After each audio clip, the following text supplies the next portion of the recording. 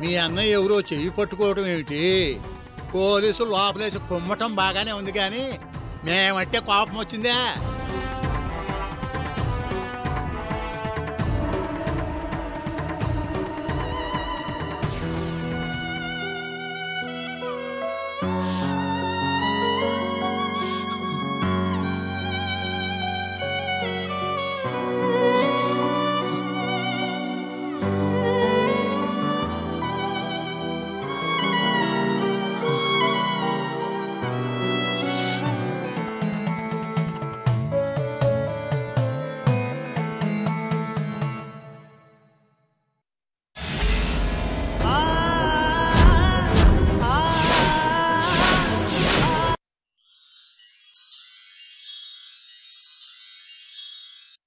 அந்த ஸ்ரவந்திதான்.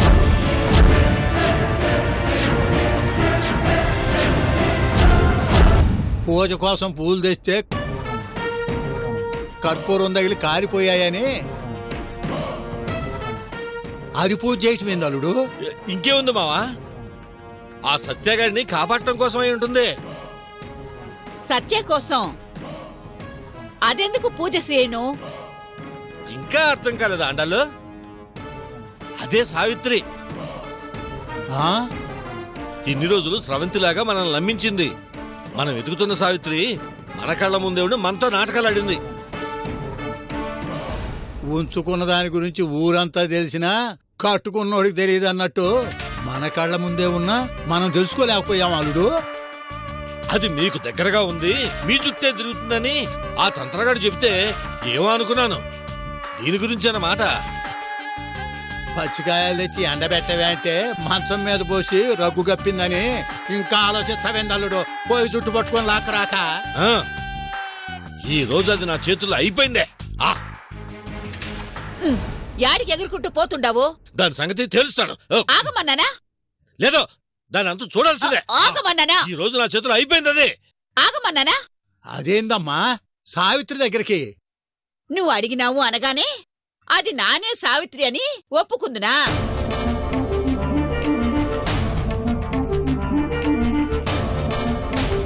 అది ఒప్పుకునేదేంది?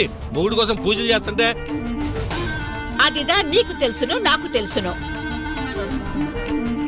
నేరుగా పోయి ఏంది నీ మొగుడి కోసం పూజ చేస్తుండావు, నువ్వే సావిత్రి అన్నా, లేదు ఇది నా కోసం పూజ చేస్తున్నాను అంటే ఏమి చేస్తువు?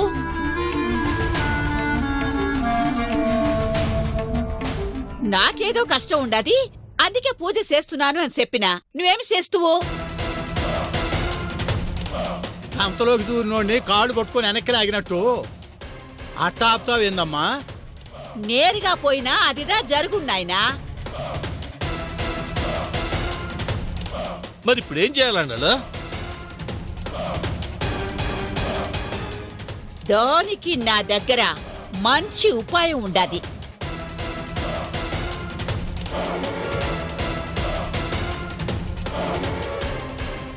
ఇప్పుడు కథ నాను నడిపిస్తాను.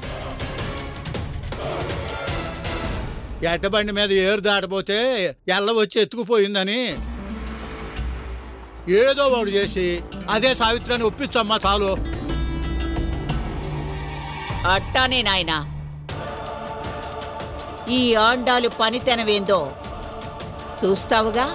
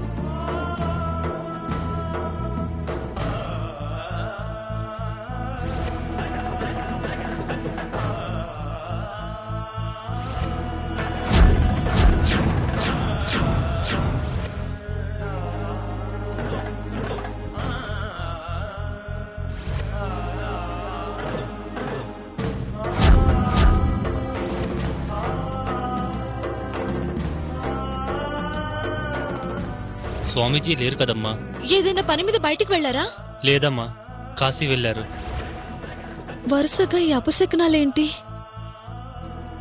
ఏం జరగబోతోంది? నా భర్తని కాపాడుకోవడానికి నేను చేసే ప్రయత్నాలన్నీ ఎందుకు వరుసగా అన్నీ ఫెయిల్ అవుతున్నాయి?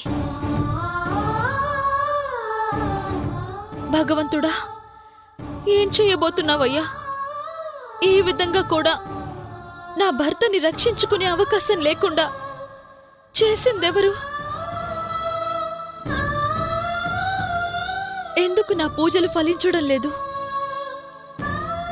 కారణం తెలుసుకుందామంటే సమయానికి స్వామీజీ కూడా ఊర్లో లేరు.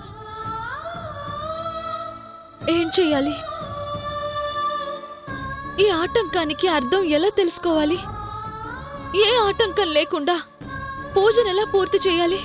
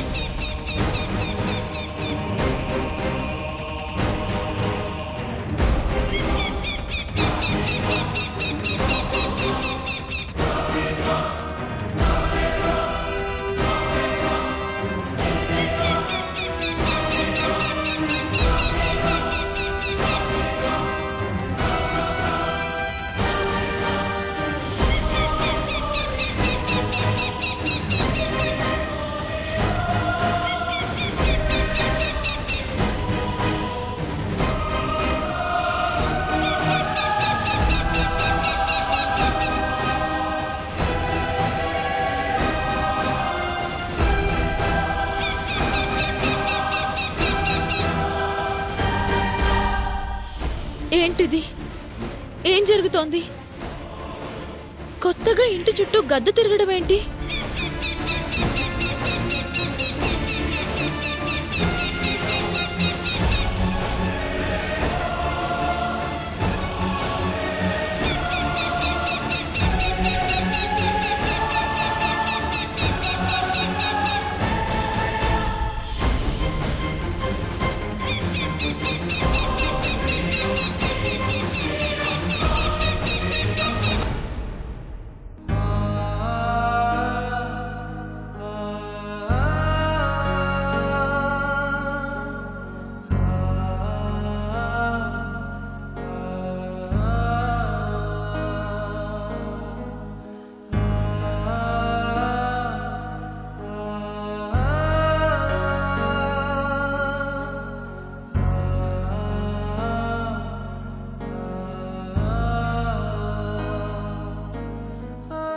దగ్గరగా ఉంటూ దూరంగా బ్రతుకుతున్నాం.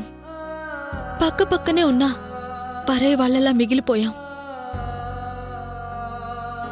ఈ దూరం తగ్గించాలని, మిమ్మల్ని మామూలు మనిషిని చేసుకోవాలని, మన కుటుంబంలో కష్టం అనేదే లేకుండా చేయాలని కళ్ళ ముందు మీరెంత బాధపడుతున్నా కన్నీళ్ళని కళ్ళలోనే దాచుకుని కఠినంగా ఉంటున్నా.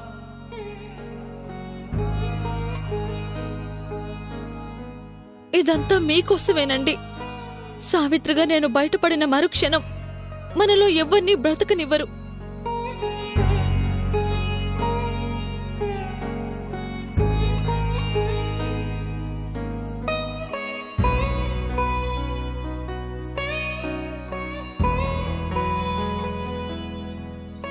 అందుకే అందరి మధ్య ఉంటూనే అజ్ఞాతవాసం చేస్తున్నాను.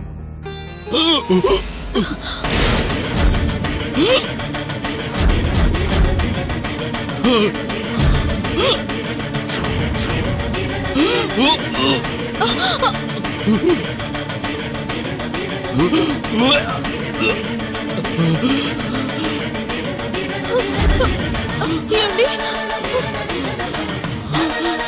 అయ్యో, రక్తం! ఏమండి? నందిని, నందిని, పిండి గారు, నందిని, త్వరగా రండి.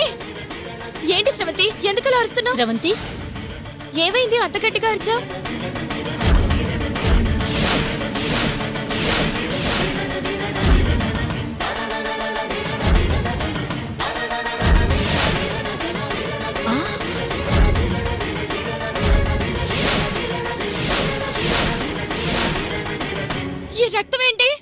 నందిని. నేను అరుపులు వినపడగానే సడన్ గా ఈ రూమ్ లోకి వచ్చాను. ఉన్నట్టుండగాల బ్లడ్ వామిటింగ్ చేసుకున్నారు.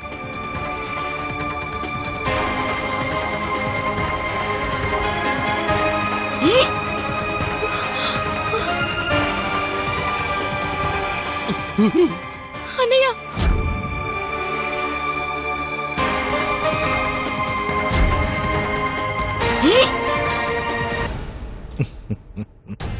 ఇది కదా మాకు కావాల్సింది. అక్కడ యాక్షన్కి ఇక్కడ రియాక్షన్ మొదలైంది.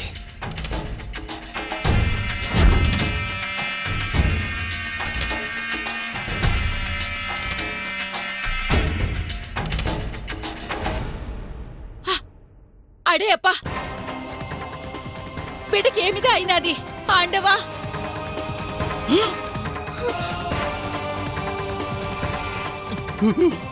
అన్నయ్య, ఇంకా చూస్తారేంటండి?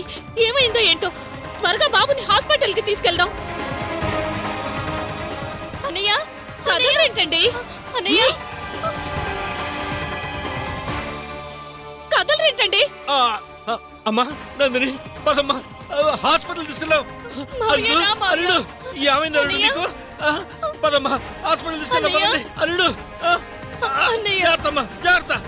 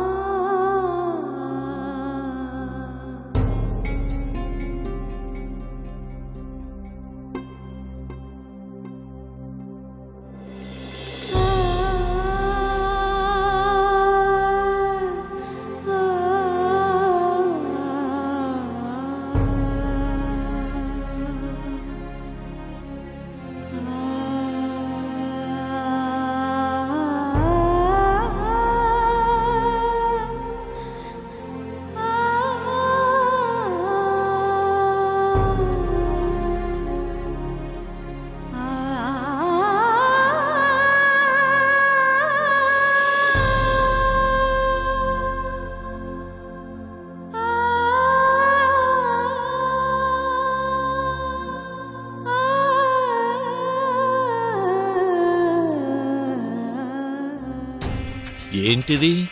అల్లుడికి ఇంత జరిగినా మన్ను తిన్న పాములా ఉంది. అస్సలు చలనం లేదు.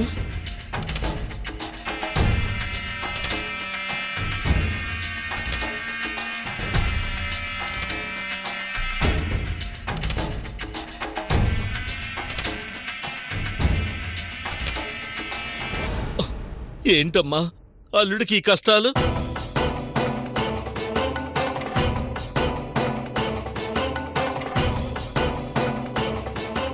ఇలాంటి పరిస్థితుల్లో సావిత్రుంటుంటే ఎంత బాగుంటుంది.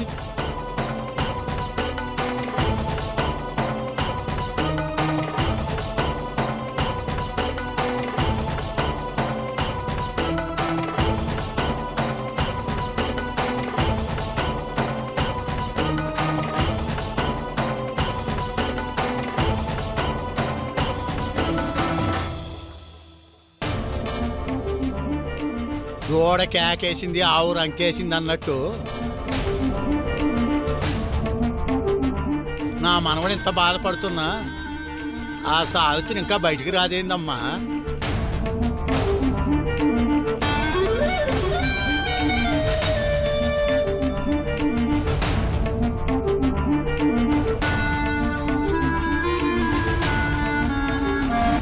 బిడ్డ అంద మాదిరి నెత్తురు కక్కుకోవడం చూసి గుండెలు అవిసిపోతా ఉంటాయి.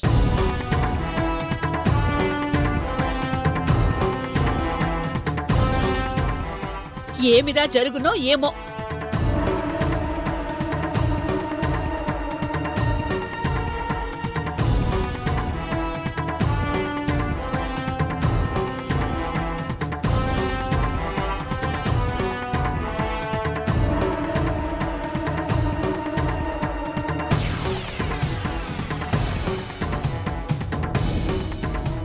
సావిత్రి రాకపోవటం వల్లే నా అల్లుడికి ఈ కష్టాలన్నీ.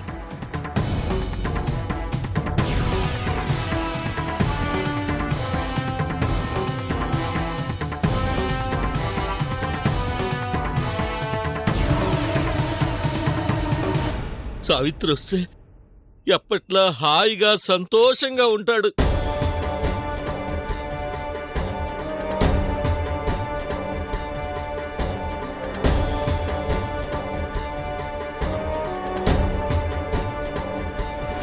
ఉంటే కదా మావయ్య రావడానికి.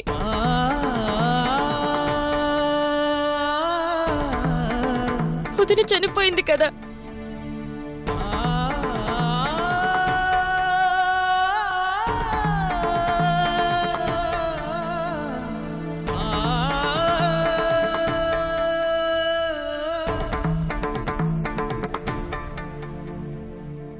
బ్రతికే ఉందని మనం ఆశపడుతున్నాం అంతే.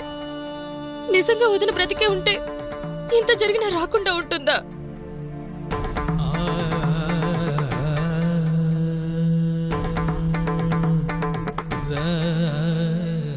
సావిత్రి ఉందో లేదో తెలియదు కాని తననంతగా ప్రేమించినందుకు ఉన్న మనిషిని ఈ విధంగా బాధ పెడుతోంది.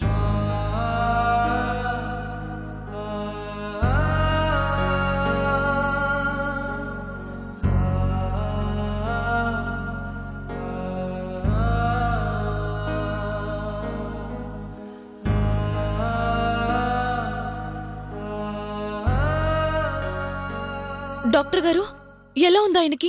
ఎలా ఉంది అనటానికి తనకు అసలు ఏమైందమ్మా?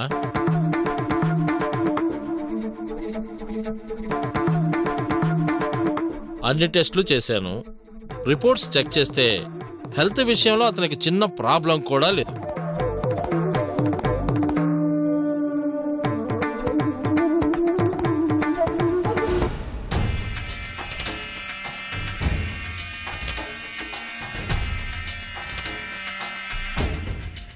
ఈ డాక్టర్ గాడేంటి ప్లాన్ మొత్తం చెడగొట్టేలా ఉన్నాడుగా. డాక్టర్ గారు, అన్నయ్యకి ఏ ప్రాబ్లం లేకపోతే అలా బ్లడ్ వామిట్ చేసుకోవడం ఏంటి? అదే మిరాకిల్ గా ఉంది. హెల్త్ విషయంలో ఏ చిన్న ప్రాబ్లం లేని అతనికి ఇలా జరగడానికి కారణం ఏంటనేది అర్థం కావట్లేదు.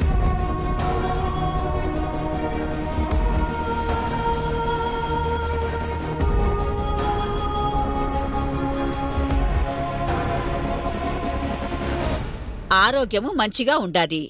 అయినా మనిషి ఈ విధముగా బాధపడతా ఉండాడు అనినా నా అనుమానముదా నిజము.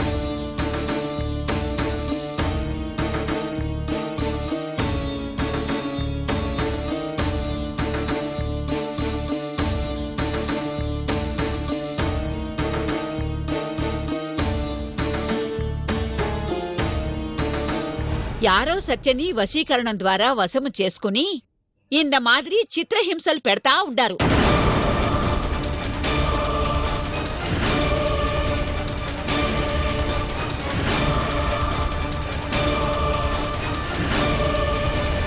Nonsense. What are you talking? ఈ రోజుల్లో కూడా ఇలాంటి మూఢనమ్మకాలు ఏంటండి?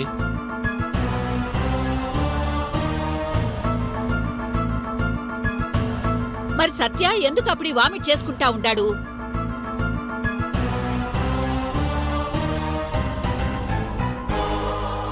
నిండినా ఎండినా చెరువు చెరువే అని, రోజులు మారాయని నమ్మకాలు మారతాయా డాక్టర్ గారు? మంత్రాలు తంత్రాలు అవన్నీ ట్రాష్.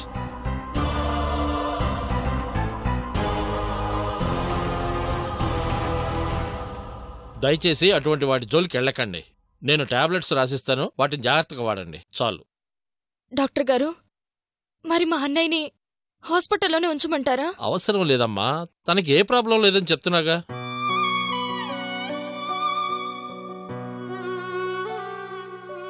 వన్ అవర్లో తన డిశ్చార్జ్ చేస్తాను, తీసుకెళ్ళండి. ఇచ్చిన టాబ్లెట్స్ మాత్రం కరెక్ట్గా వాడండి చాలు. అతని హెల్త్ కూడా బాగుంటుంది.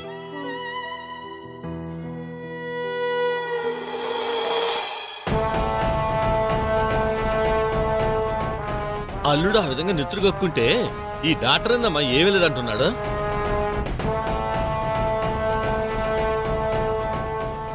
నాన్నదా చెప్పినాను కదా. ఇది వశీకరణం వల్లనే జరిగినాదని ఏ డాక్టర్ చూసినా ఈ విధముగానే చెప్పును.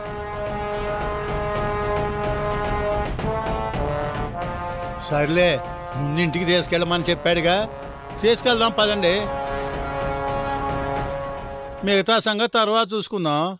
ఆ, సరే.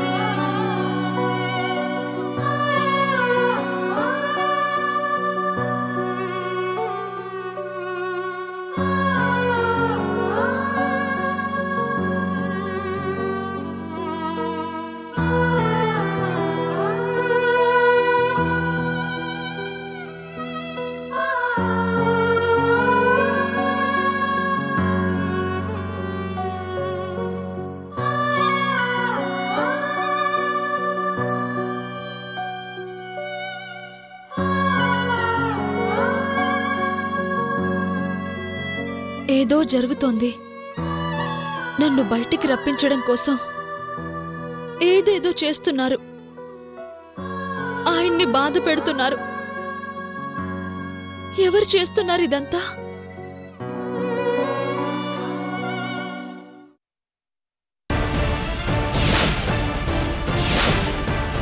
ఏంటది?